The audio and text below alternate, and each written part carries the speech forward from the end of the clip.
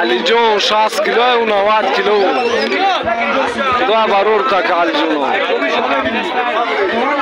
حاجی قدیم چه کار سفر میگوش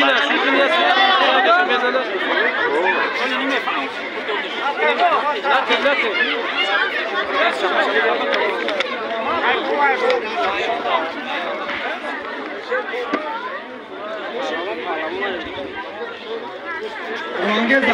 در میدان شایگون بشین خواهد شده اوی زنبو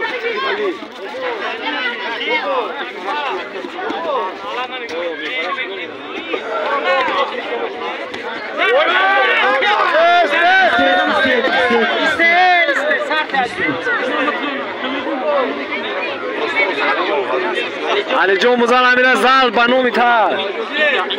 یکون صورت بری بولودا جوار نگاه تسکی بازینا یام تمام گیا خیلی خوشی گیا علی جون نه اگه با جوگیر سگود میدونستم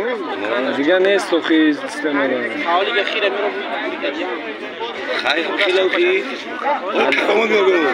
حالی که علی جون برد آده زود کامون بیاگم کلشن کروما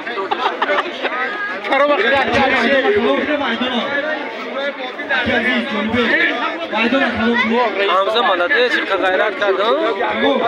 نوتش مقالی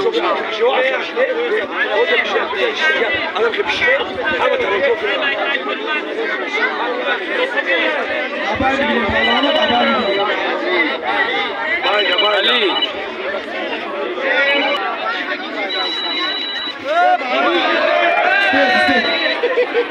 انا خیلی برزم این شوا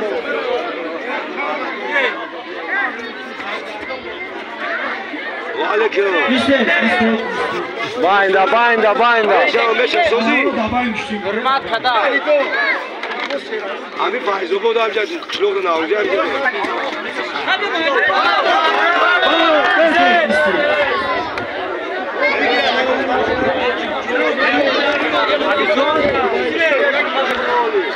اولا ایجا برو باز زنگ بزنه خوب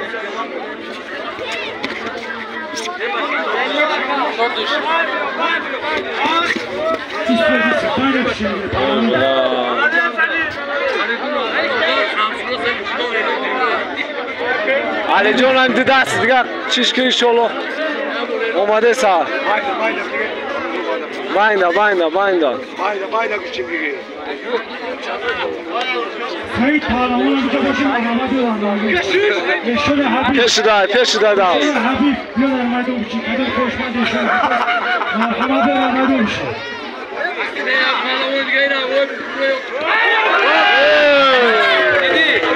شد دوشا بزنش گفت تکیو رو ما بریم بزنم دیگه بعد همین دعا حرکت نکنه فعالیک ما خودش ساز کنه ما خودش ساز کنه موندگیش میرویه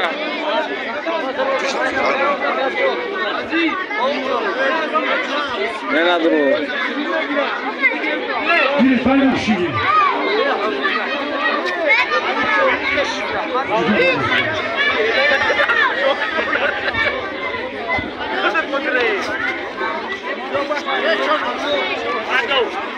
Let's go.